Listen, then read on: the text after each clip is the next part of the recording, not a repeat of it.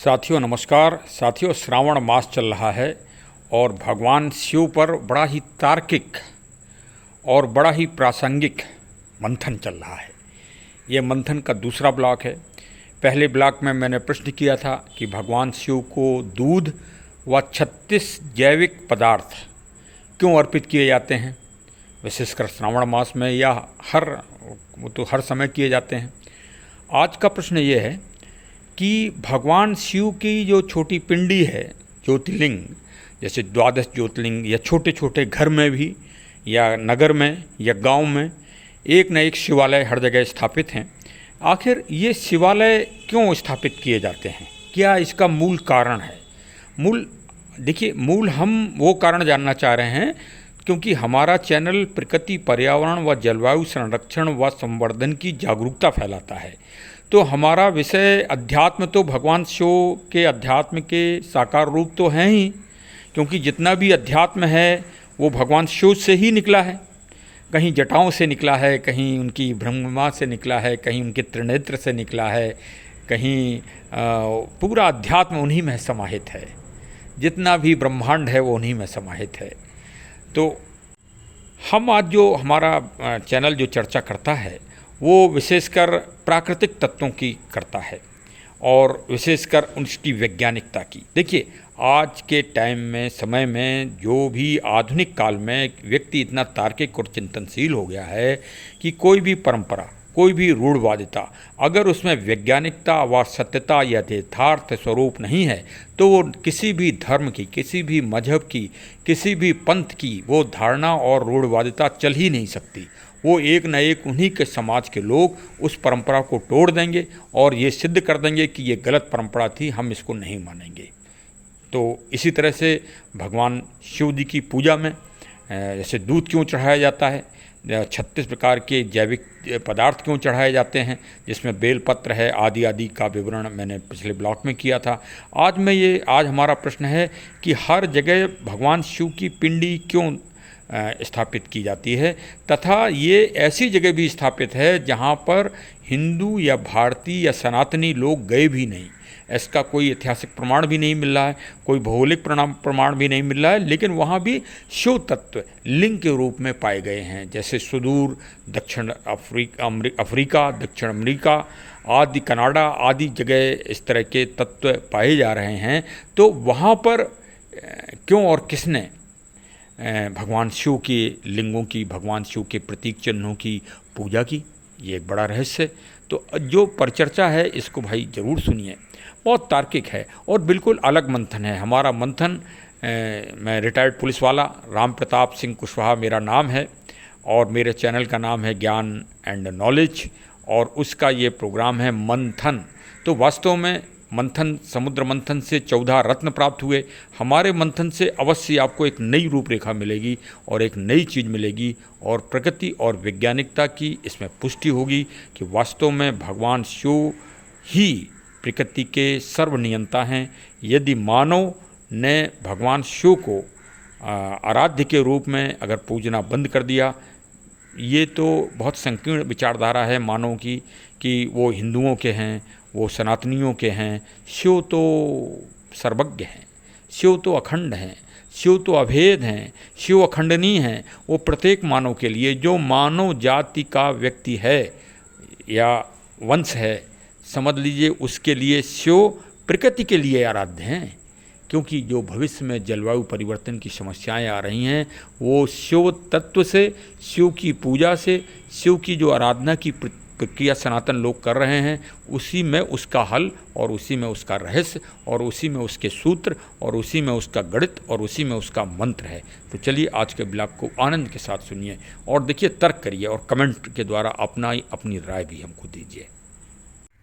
इस दुनिया को अगर आपको ऊर्जावान रखना है, चेतनावान रखना है, तो आपको सत्यम शिवम सुंदरम के महान सिद्धांत पर ही चलना होगा।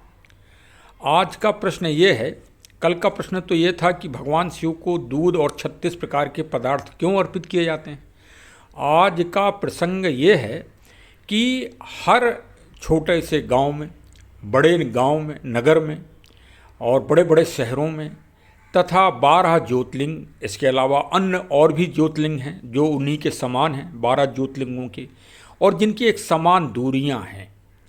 तो ये एक विषय है कि, और ये सिंधु घाटी की सभ्यता में मिली है, और ये और भी जो अन्य सभ्यताएं हैं दुनिया की, हड़प्पा और आदि आदि, मोहनजोदड़ो, और जितनी भी अन्य जो प्राचीन सभ्यताएं हैं, उनमें शिवलिंगम के तत्व मतलब मिले हैं, साकार हुए हैं, प्रत्यक्ष और अप्रत्यक्ष रूप से।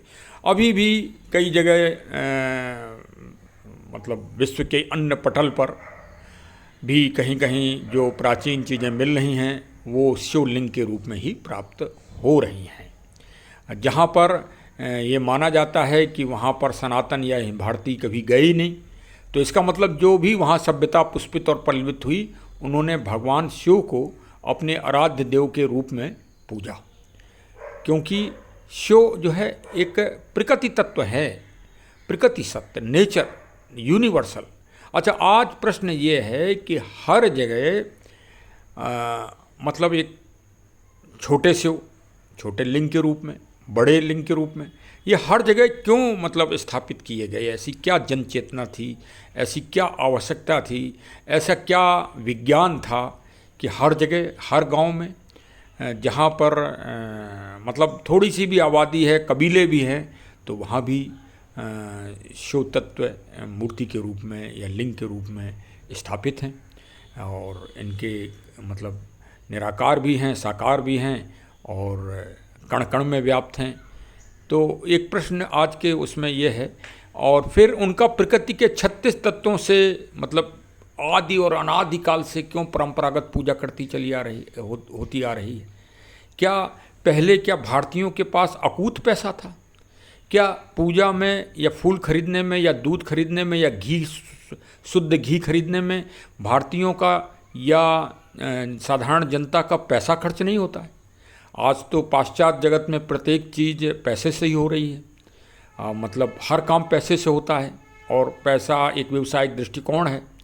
तो क्या ये भारतीय बिल्कुल एकदम अक्ल से बेकार हैं क्या, कि ये हर बार श्रावण मास में और वैसे भी प्रतिदिन भगवान शिव में तो प्रतिदिन ही अर्पण करते हैं, श्रद्धा भाव से करते हैं, और चंदन ही लगाते हैं। बाज़ार में अगर चंदन ही एक छोटी सी डिब्बी लेने जाइए तो 100 रुपये, 200 रुपये, 500 रुपये की मिलती है।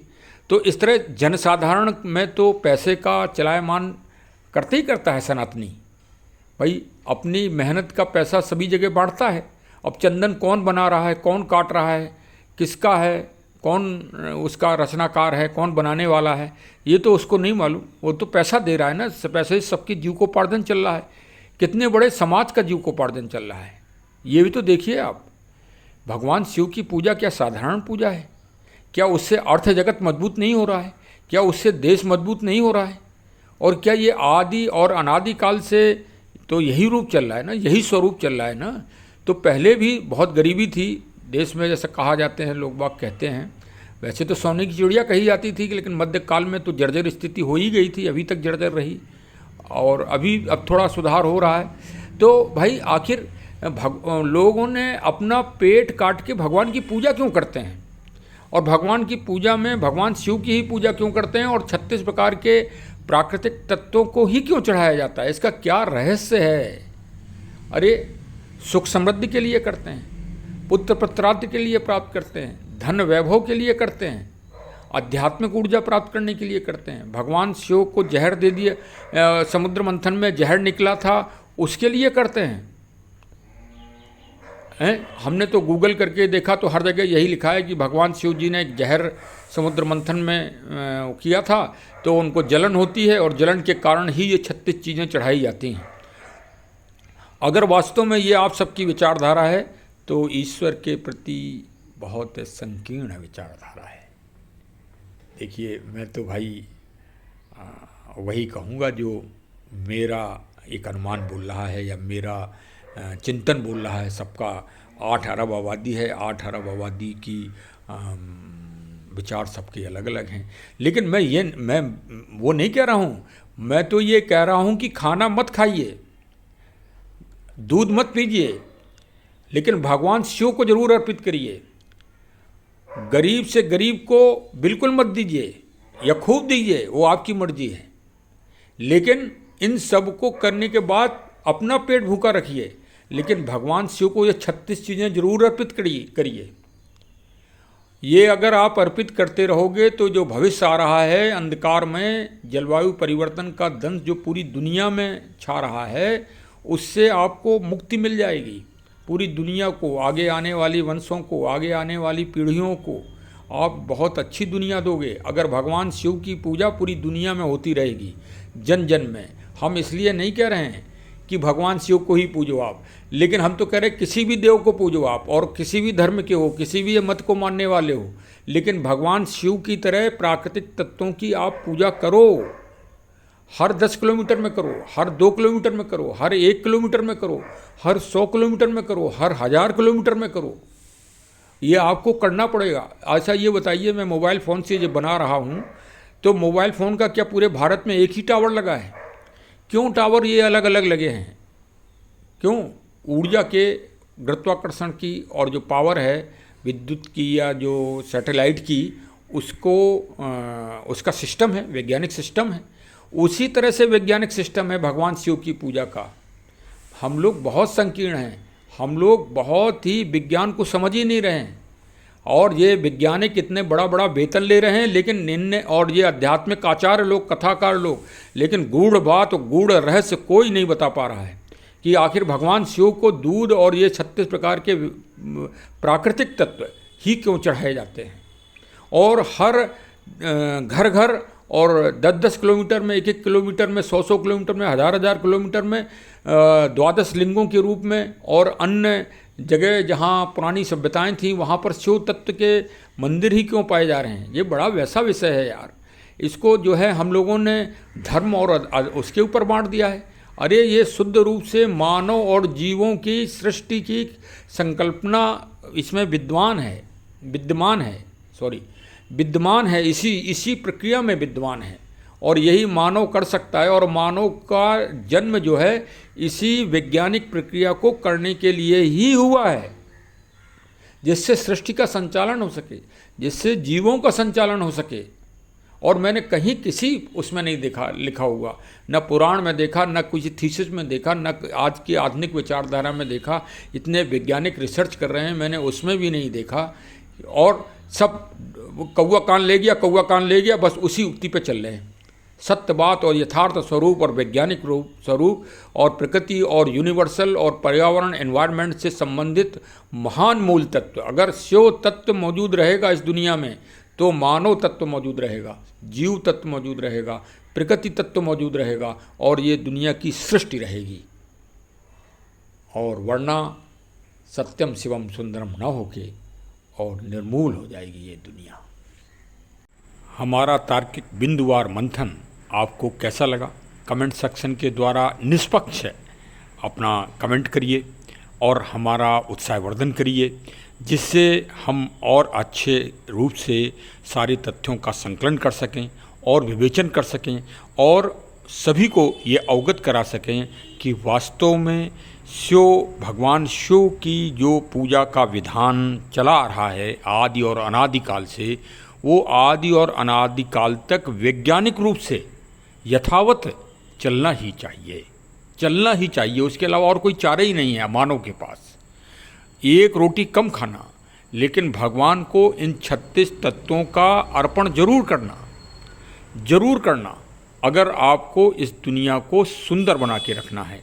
इसमें सत्यम शिवम सुंदरम के भाव को जीवांत रखना है, तो ये प्रत्येक मानव को करना पड़ेगा, प्रत्येक दुनिया के हर दिशाओं में करना पड़ेगा, हर कण कण में करना पड़ेगा।